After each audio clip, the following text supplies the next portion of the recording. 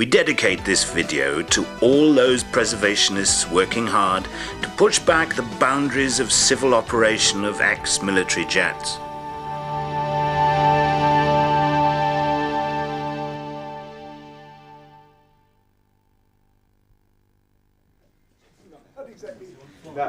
Welcome everyone. Thanks very much. Thanks very much for coming. Anyway, thanks again to everyone for coming. A crucial element of the day is the pilot's briefing introduced by Ray Hanna. Any personal or domestic problems? The cream of the airshow industry is here, and the business begins quite normally with David Henchy, Duxford Airfield Manager. Thank you. Right, flying briefing. The weather is there, runway 24, we're on QFE's 1015. Surface wind, well, it's getting up a little bit now. We've got about 5 knots down the strip at the moment. Now the cloud is... Soon, though, the intricacies of jet operations set the proceedings apart. Museum Director Ted Idman emphasizes just one aspect. This is the heaviest metal, noisiest display we've had for a long time. I'm not going to tell you where to fly because that would be absolutely wrong. Could you just please be considerate of the locals, because it gives us a very hard time and has an implication for future events if we're not considerate. To the show then, and we start with sheer entertainment.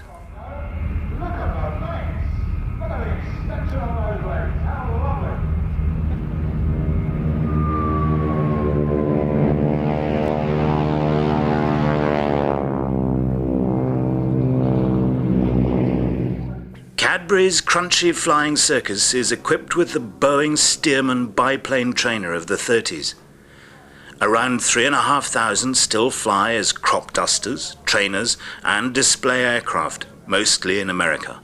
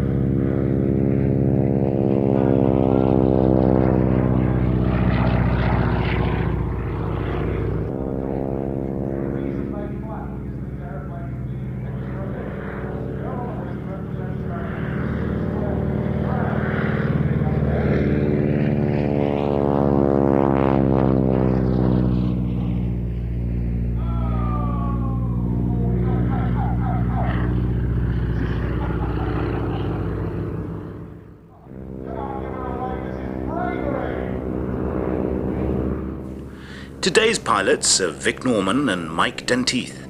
The intrepid wing walkers are Helen Tempest and Tanya Gaze.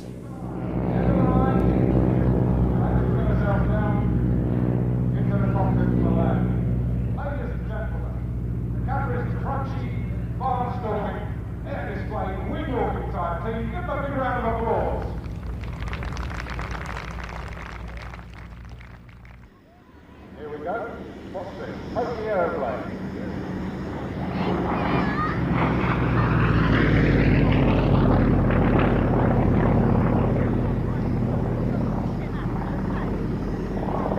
Very good power weight ratio in this aircraft, over 300 horsepower, single seater, very strong. Has a +9, -6 G. Success in the World Aerobatic Championship. Yakovlev have been building aerobatic trainers since just after the war, and this Yak 50, revolutionary when introduced in the 70s, dominated the World Aerobatic Championships for a time. This one was flown by the East German team and is in the capable hands of Steve Nugent today. The OFMC acquired it in 1992.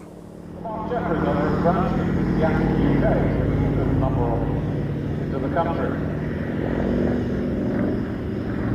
These demonstrating what it takes to fly an airplane like this competitively. Aerobatic competition, you're flying in an imaginary three-dimensional box in the sky. You must go out of the box and sprint distance. And all your manoeuvres must be precise. Now look at that, never done comfortable, over the top, and then pushing. Negative 2, opening his track, holding it in the cockpit. Negative 3, trying to force his body on, up and over the top, the blood is laughing to his head. The rat coming on, and then a hustle, and then a pull-out. With about 2.5 positives going on at the bottom of the ground where the blood is being pulled out of his head. You have to be fit to fly this sort of display. Put your arm in the air and wave it if you think it's going to be the big. Come on, vote now for the big. Vote now for the big. Present yourselves. And what about the Porsche? Hands up and wave if you think it's going to be the Porsche. There you go. Hang off. And the Porsche that away very early, taking a massive lead. Yes, look at that now. Is the MiG going to pick him up? No, I don't think so. Not at home. No. Oh, you never know. Put wings on that thing. No. Oh, dear, oh dear, oh dear, oh dear. Now, braking distance for the Porsche. He's got to slow distance. Yes. Well, ladies and gentlemen, that was, you can see, absolutely fantastic.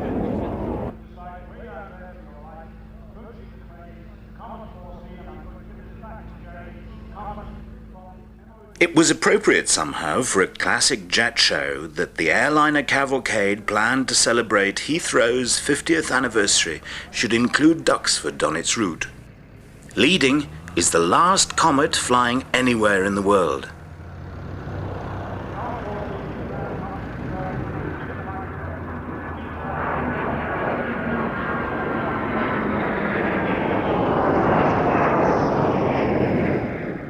The world's first jet airliner, it was destined to be overtaken by American offerings after some tragic accidents hit public confidence. This one is operated by the Ministry of Defence and flies out of Boscombe Down.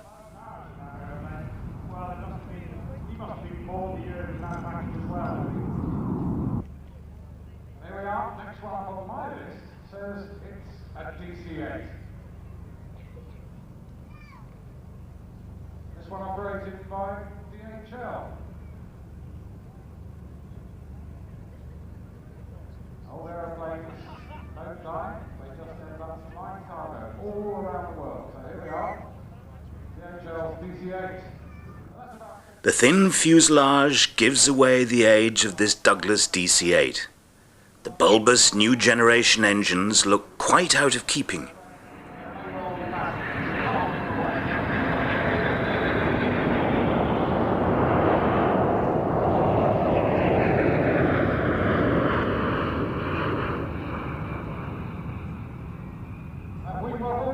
Shows that a large number of parcels were waving back at you as the aeroplane came across.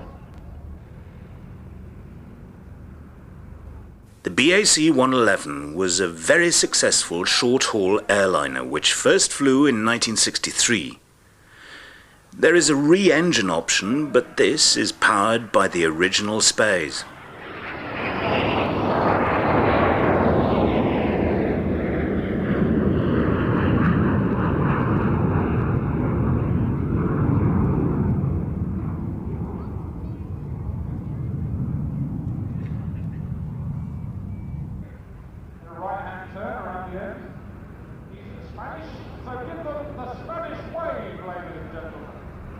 Once the most widely sold of all Western jet airliners, the Boeing 727 also first flew in 1963.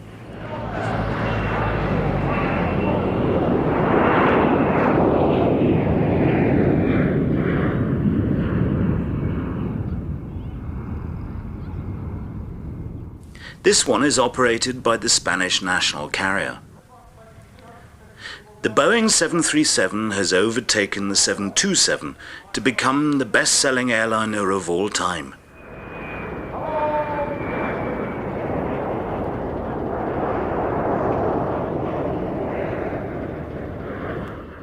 This second-generation 500 model flies with British Midland Airways. It was at this point things started to go wrong.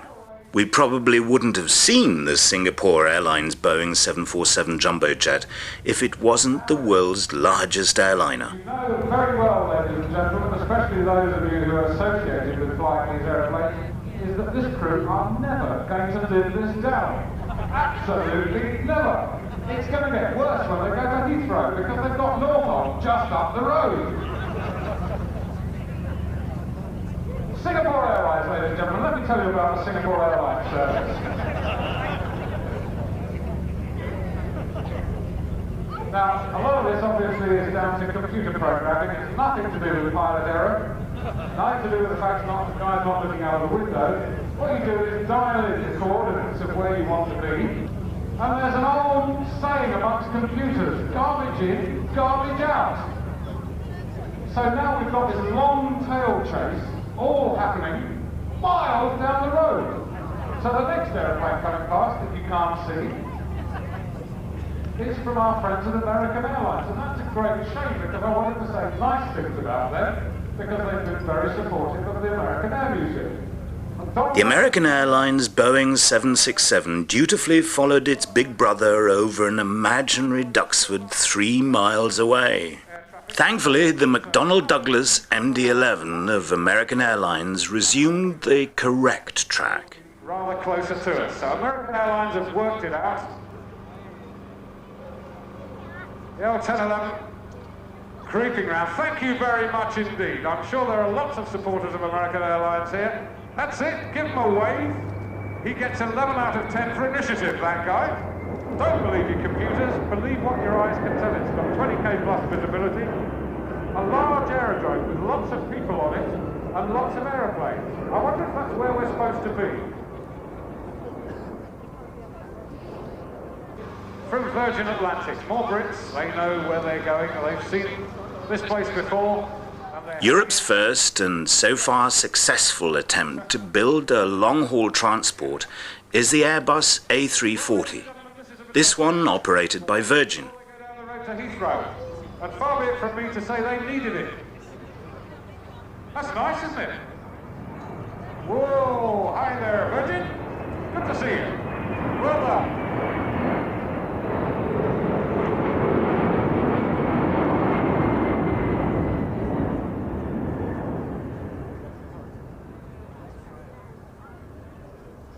The aerodrome manager's just decided to report that aeroplane for a crowd line infringement. He's calling up and asking him to land, but I don't think anybody's going to take very much notice. Well, I think spectacular, ladies and gentlemen, is a word that springs to mind.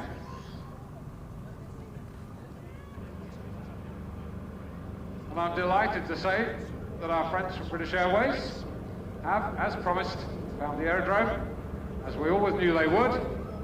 And here she is. Look at this. A lovely, lovely sight. This pioneering Anglo-French legend needs no introduction.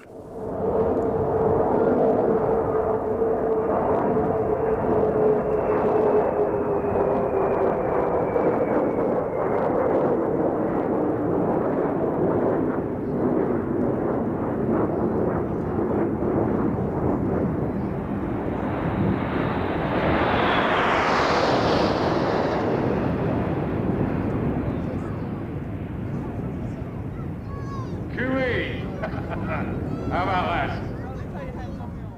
The cavalcade concludes with the British Airways Boeing 777, the newest aircraft on show today. Very, very new addition. There we are. Well done.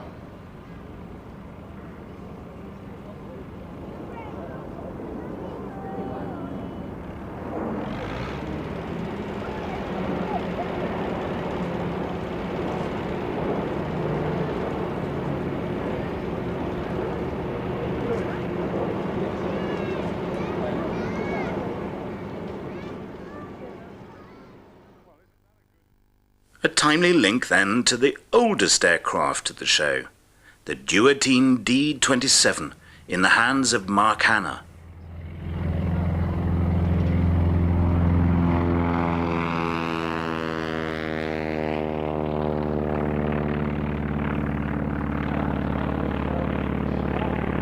Its novelty persuades us to narrate a little more than usual. It's a French interceptor fighter of the late 20s, and this is the only one flying in the world. It served in the Swiss Air Force from 1931 to 1945, and the Hannahs bought it from the Jean Sally collection near Paris.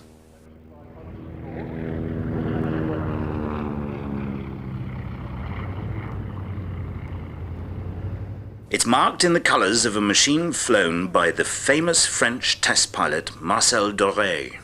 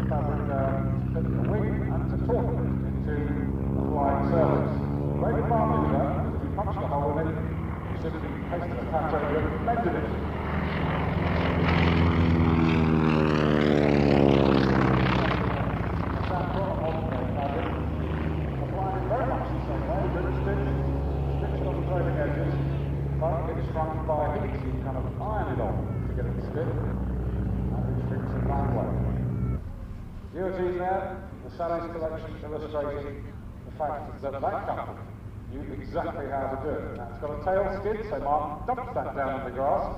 Tail skid, rather like on tiger bombs, gives you much better directional control with an aeroplane like this. Got a fairly high centre of gravity. A friend of mine took one of these to an air show in Germany. Seized up the brakes and ended up sitting on his roof. Leading the Mustangs off is the OFMC's Australian-built P-51D. Whoa, now.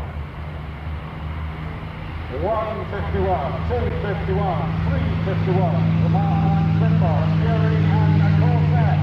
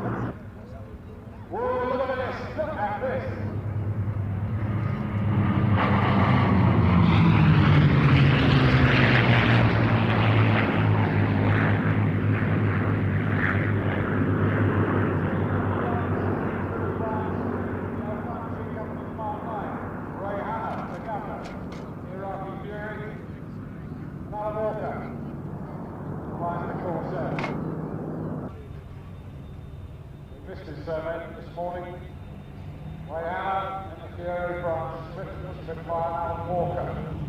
Don't forget, every thousand passengers for the next month, Mr. Walker. Corsair pilot will line you around. Listen to this. We've got Packard Merlins, we've got Rolls-Royce Merlins, we've got a Bristol Centaurus, and we've got a Pratt & Whitney. What an amazing sound. Oh, great.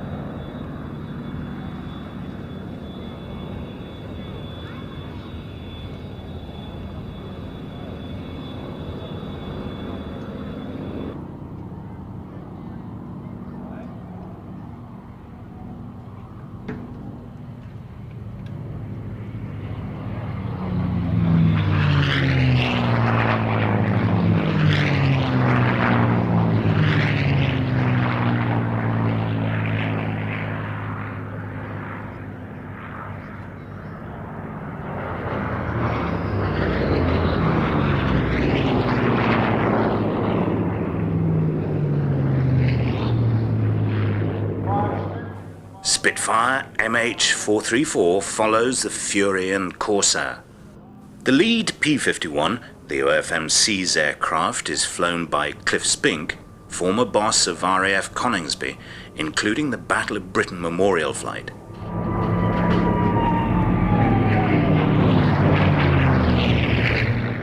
Old Crow is operated by the Scandinavian Historic Flight and is flown by Lars Ness.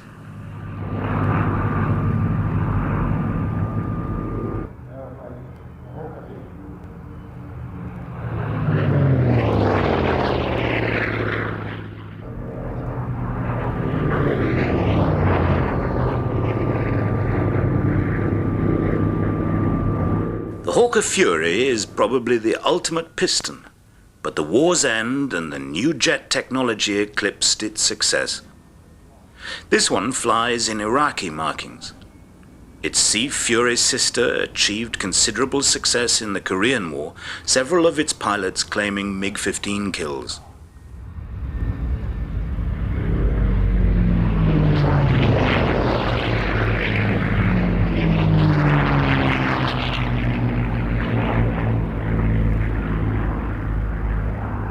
The Chance-Vought Corsair can claim one of the longest frontline service records of any piston-powered fighter, thanks to its adaptable design. It was just as successful a bomber as a fighter.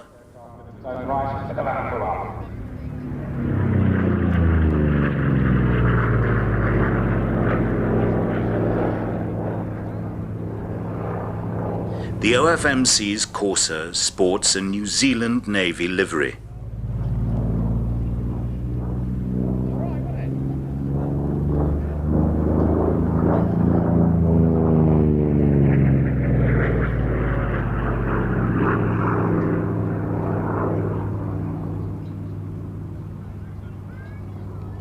Whoa, nice one.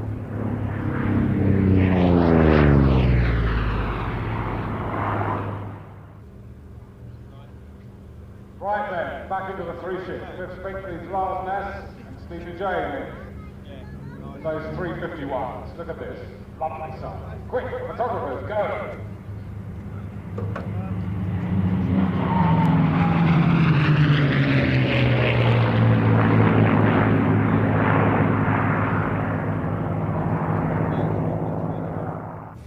The Mustang's ultimate success was against all the odds. It was designed and built in weeks by a company with no fighter experience, and its Allison power plant endowed poor performance. It was soon mated with the Rolls-Royce Merlin, and the rest is history.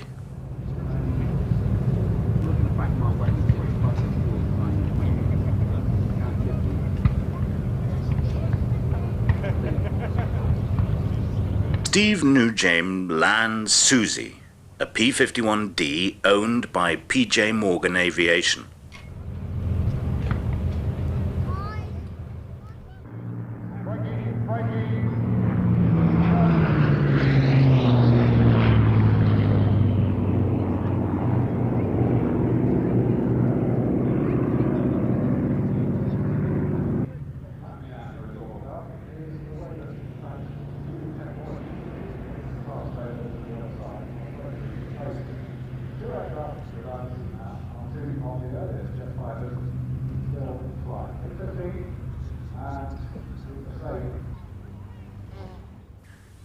Today's Corsair pilot is Alan Walker. A safe landing leaves the sky free for the Spitfire. Reserve squadron.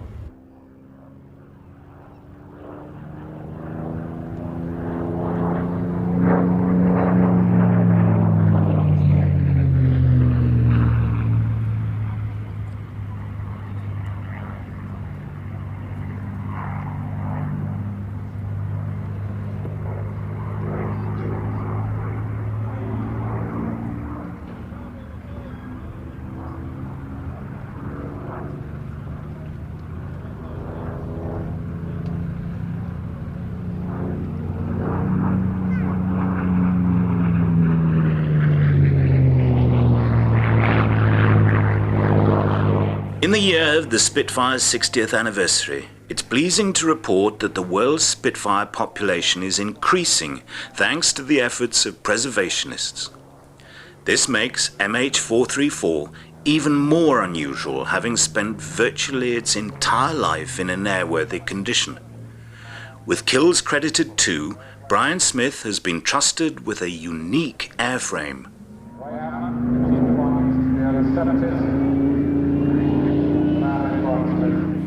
But this is the classic jet show, and the Merlin must make way for the Orpheus and Avon.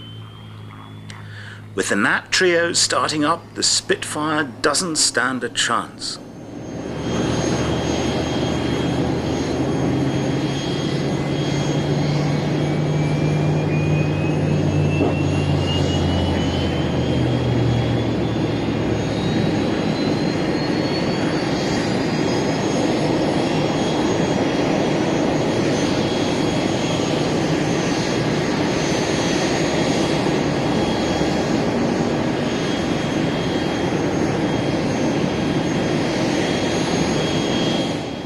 From this point on, it's all jets.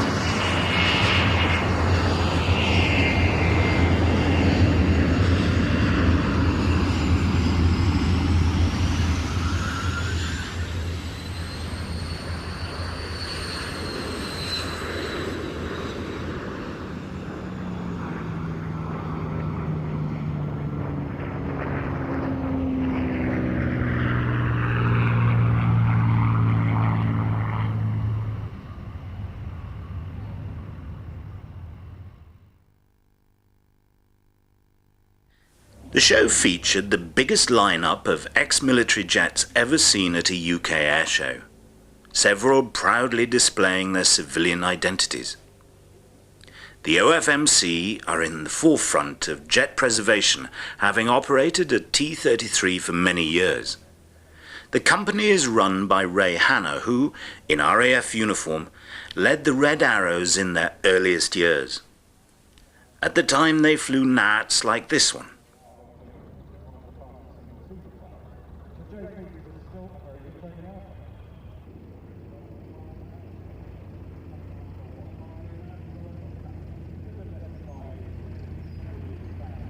His son Mark was a fighter pilot in the RAF, latterly on Phantoms.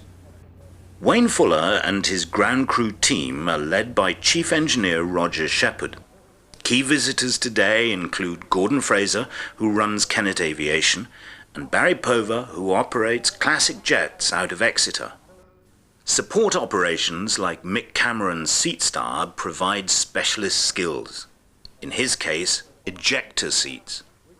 And an army of experienced engineers are needed to maintain ever more complex airframes. To those airframes now, and the earliest on show is the Gloucester Meteor.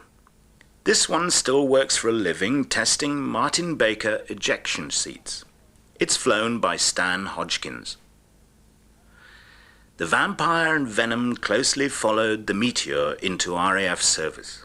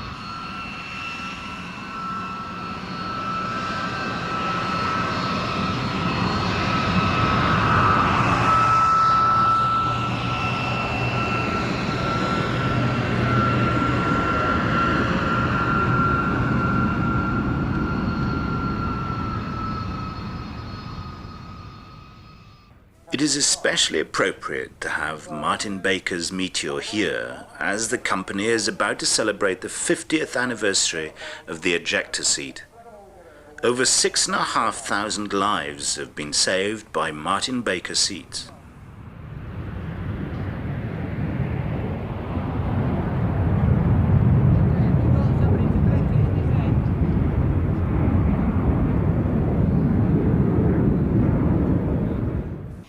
The Meteor was the only Allied jet to see war service and achieved particular fame against V-1 flying bombs.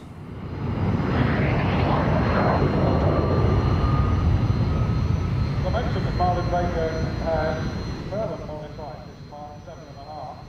From the rear, the blast of that rocket motor is less than time to the paint finish. The Lima 419 has carried out 200 ejector tests to date.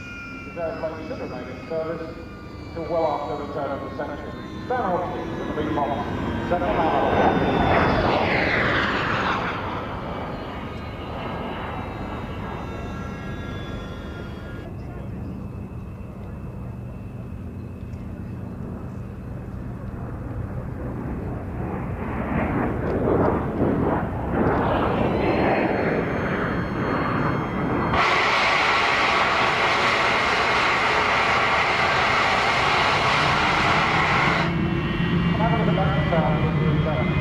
We'll be seeing the hunters later, but can hardly avoid them starting up and taxiing now.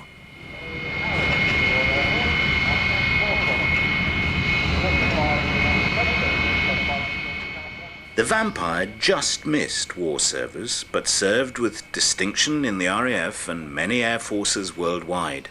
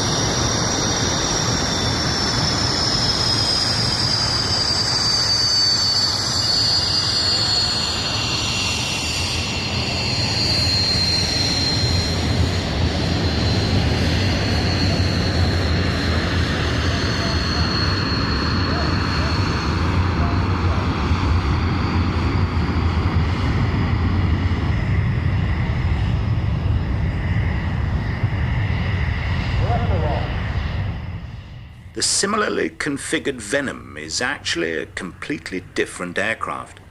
It was built as a fighter-bomber.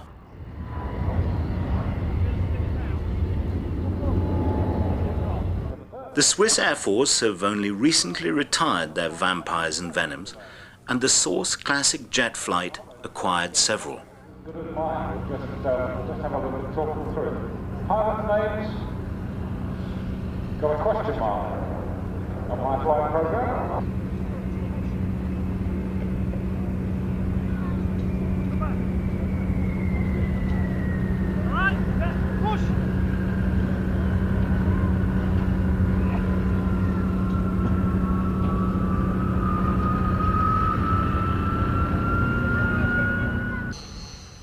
To the show pressed day again, and the OFMC's MiG-15 has a unique formation appointment.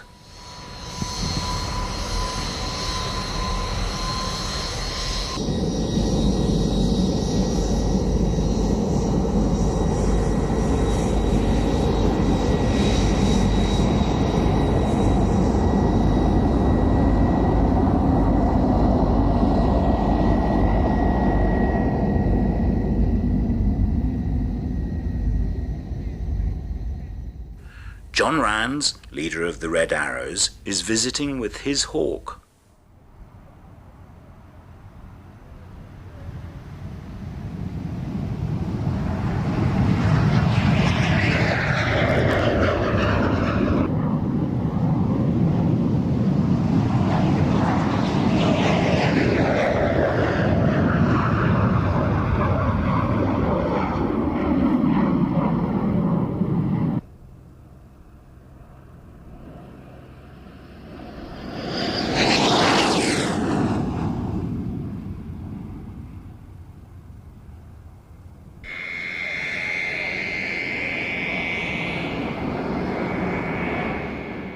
The F-86 Sabre and the MiG-15 were the first jet duelists in the Korean War. The OFMC operates this Sabre for the Golden Apple Trust.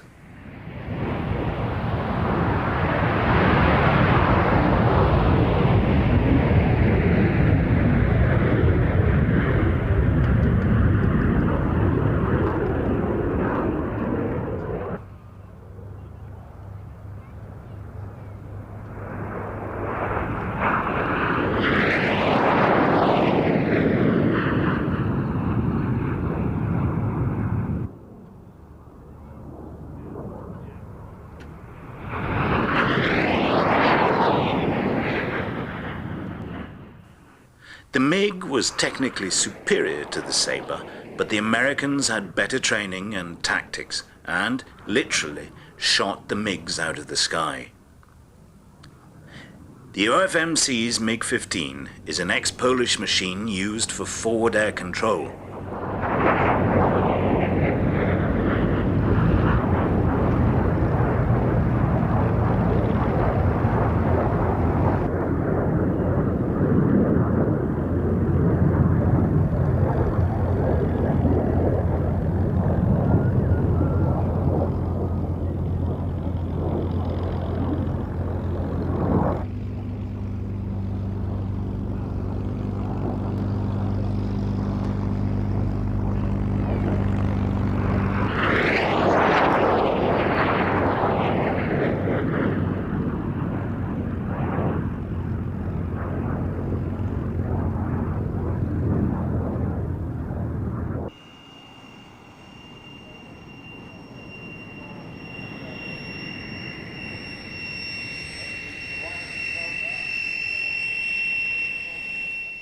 The world's first jet trainer was the Fougueux Magister, entering service with the French Air Force in 1954.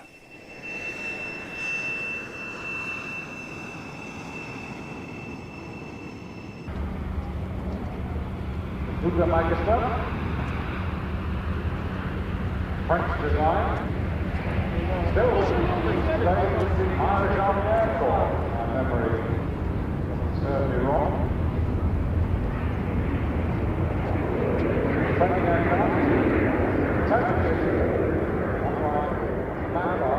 The French authorities have recently permitted civil operation of the retired Magisters, and Team Crystalline fly 3.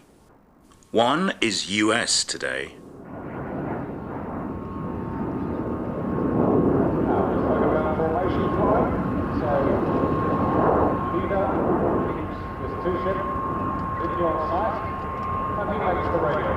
Smoke on, smoke off, position of the aeroplane is front. It's number 2's job, it's the whole formation.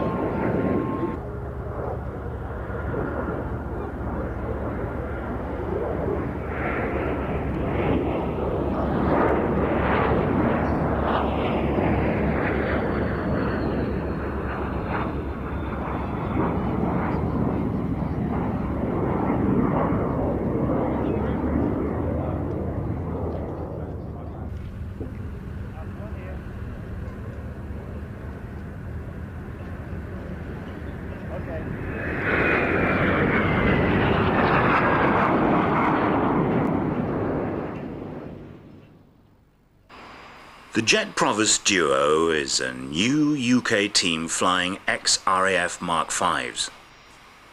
Our minicam is flying with team manager Bob Thompson. The lead aircraft is flown by Tom Maloney.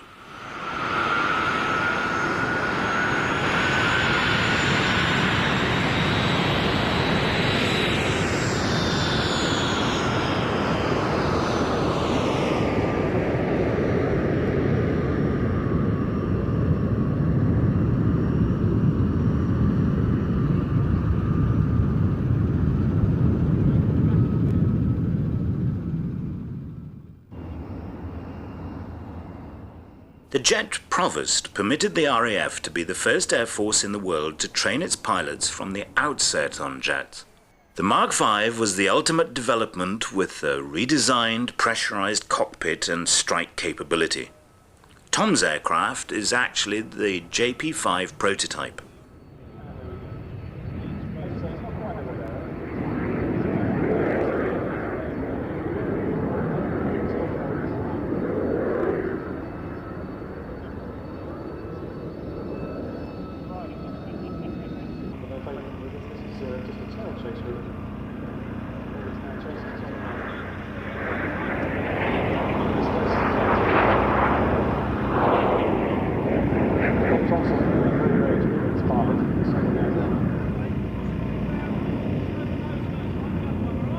This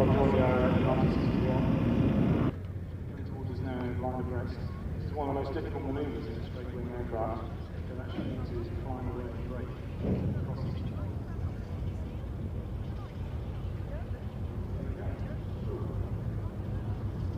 Should they mix it?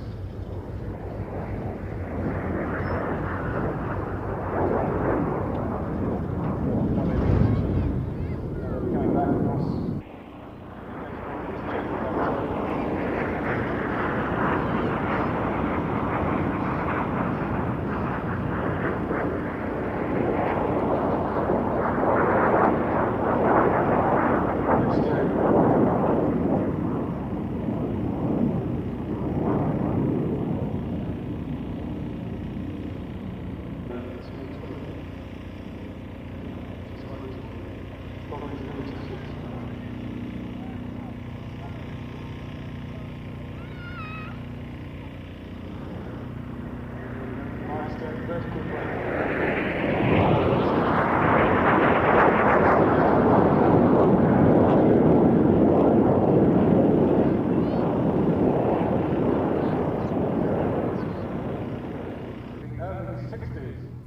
The Folland Gnat was designed as a single-seat lightweight fighter and achieved combat success for India against Pakistani Sabres.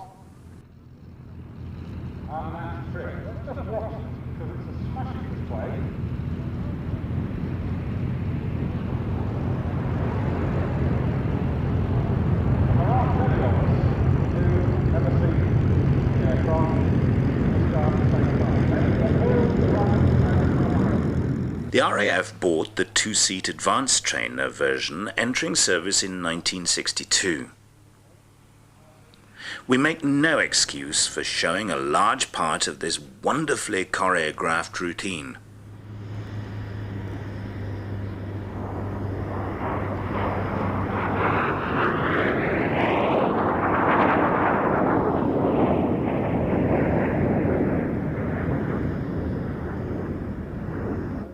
Bob Thompson is flying Intrepid Aviation's yellow aircraft. Stan Hodgkins flies the silver one and Keith Hartley the red one. The last two are Kennet aircraft. Very maneuverable, as you can see in the hands of these three. Very good training aircraft. The leader is positioning the trio. It's his numbers 2 and 3 that are responsible for staying in formation.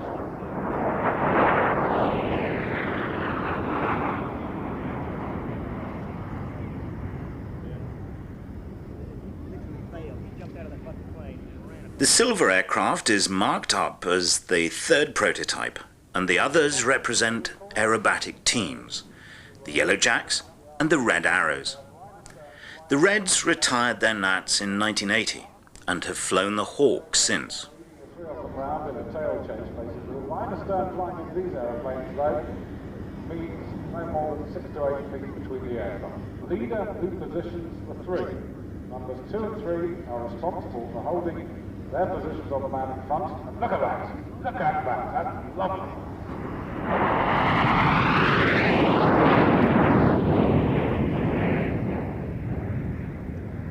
If anybody has got a photograph of that they think is good, please do contact me by the museum. I want a shot of that. So they've spaced themselves out of it.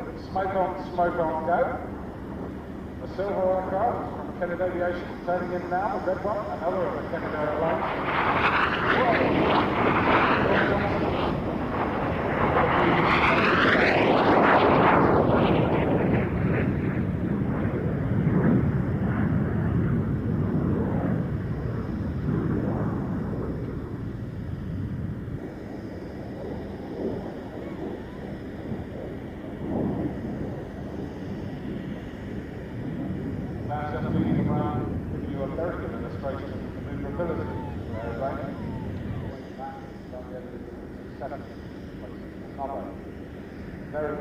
very wide and sold aircraft.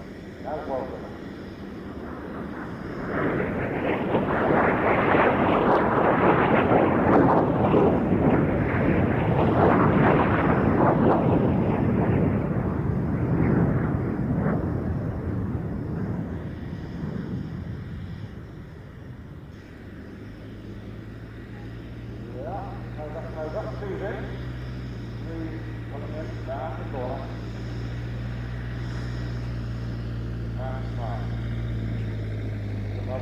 front of it.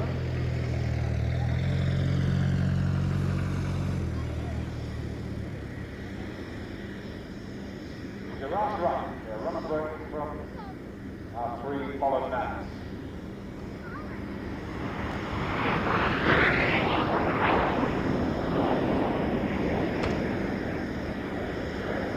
Well behaved, really well played. Cheers, Bob. Looks like a goal. Down to, come on, Mick, come on, that was beautiful.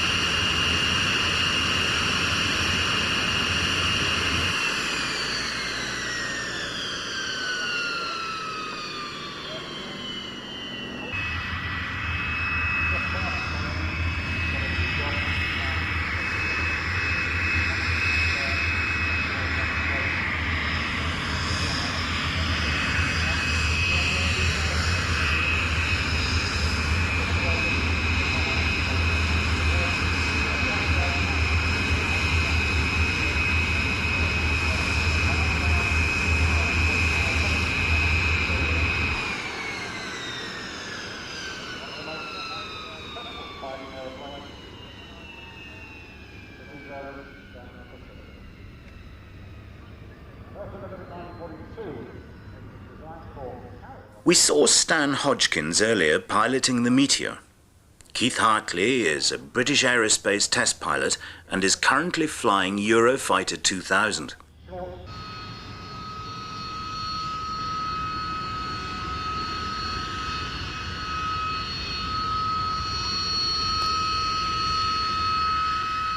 The GR7 version of the Harrier represents the zenith of aeronautical design.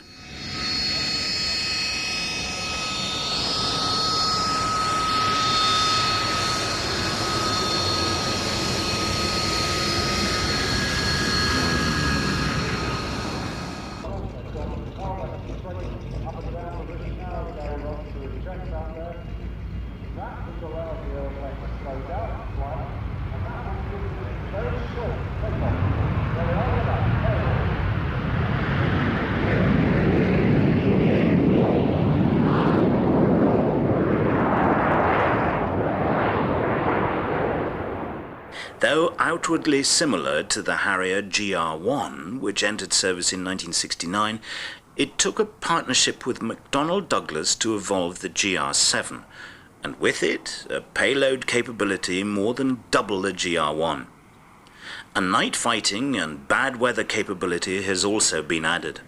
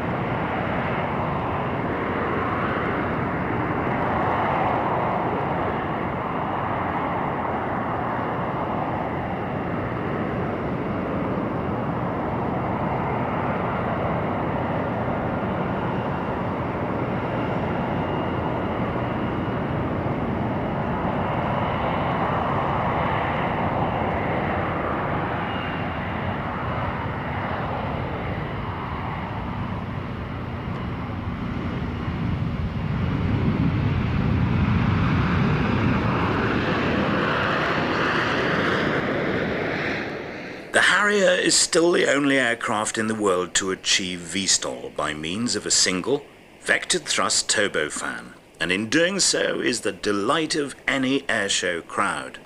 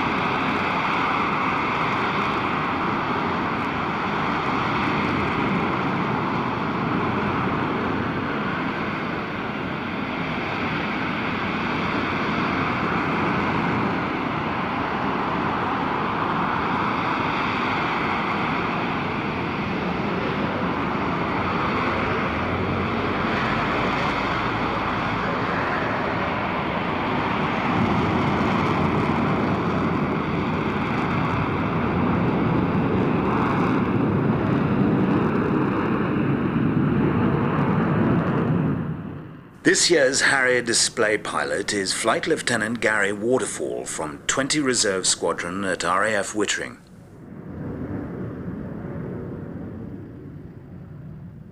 At last, the Hunters, the zenith of jet preservation in the UK. OFMC's pair first away.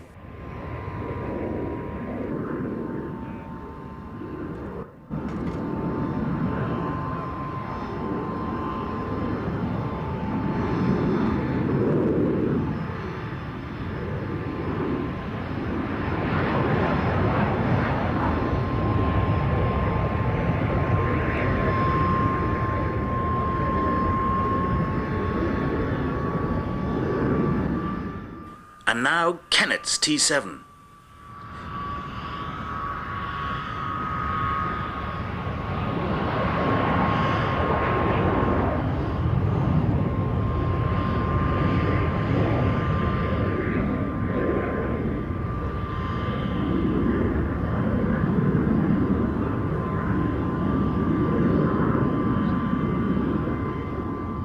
Over the motorway and in front of your left, the Porsche.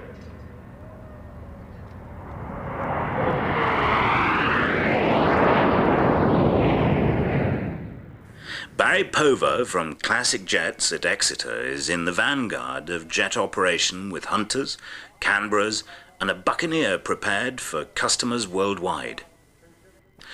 It's all a means to an end. He has 3 Lightnings waiting for the official go-ahead.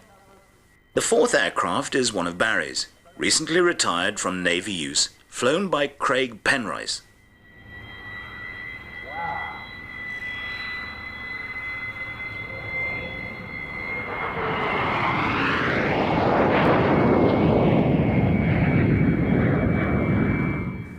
This 4-ship is the biggest gathering of private hunters yet seen in the UK. But watch this space. Mark Hanna leads the quartet in a tail chase.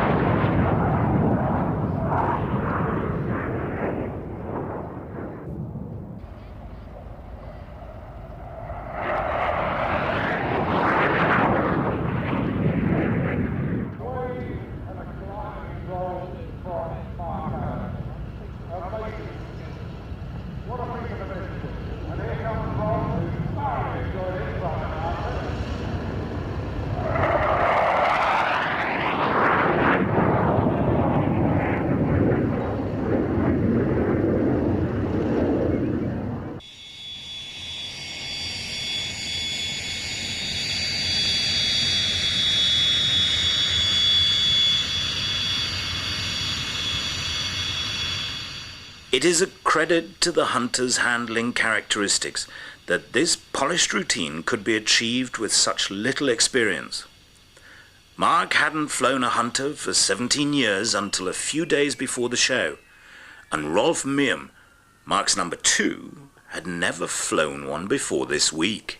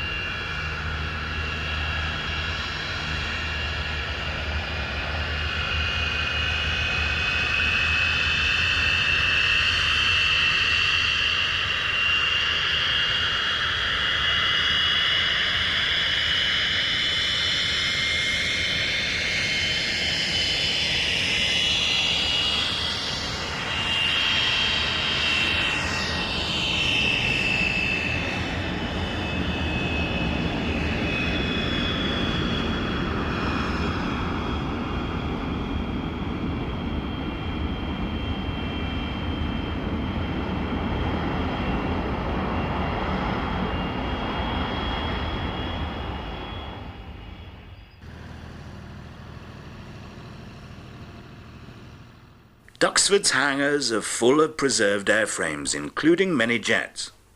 Could any fly? In reality, very few.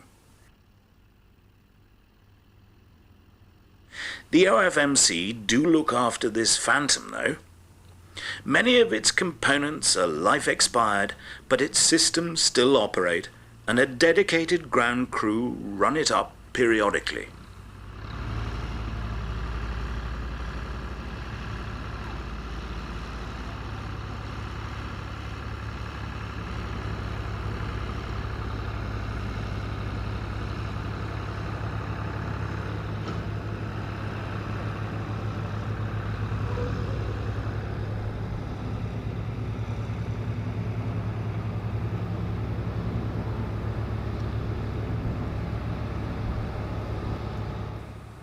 Planned to fly, though, is this MiG-17 from China, and the world is full of MiG-21s like this.